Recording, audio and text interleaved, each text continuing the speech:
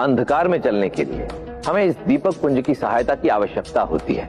यद्यपि ये दीपक पुंज अंधकार को पूर्ण रूप से मिटा नहीं सकता, परंतु हमें इतना प्रकाश अवश्य दे देता है कि हम निरंतर आगे बढ़ते रहें। इसी प्रकार जीवन में भी कभी कभी कोई समस्या इस अंधकार की भांति ही विशाल और जटिल होती है, जिसे एक ही प्रयास में पूर्ण रूप से मिटा सकना संभव नहीं होता।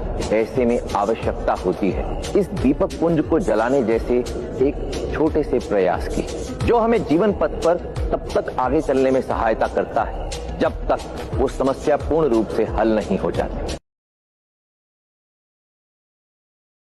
अंधकार में चलने के लिए हमें इस दीपक पुंज की सहायता की आवश्यकता होती है। यद्यपि ये दीपक पुंज अंधकार को पूर्ण रूप से मिटा नहीं सकता, परंतु हमें इतना प्रकाश अवश्य दे देता है कि हम निरंतर आगे बढ़ते रहें। इसी प्रकार जीवन में भी कभी कभी कोई समस्या इस अंधकार की भांति ही विशाल और जटिल होती है, जिसे एक ही प्रयास में पूर्ण रूप से मिटा सकना संभव नहीं होता।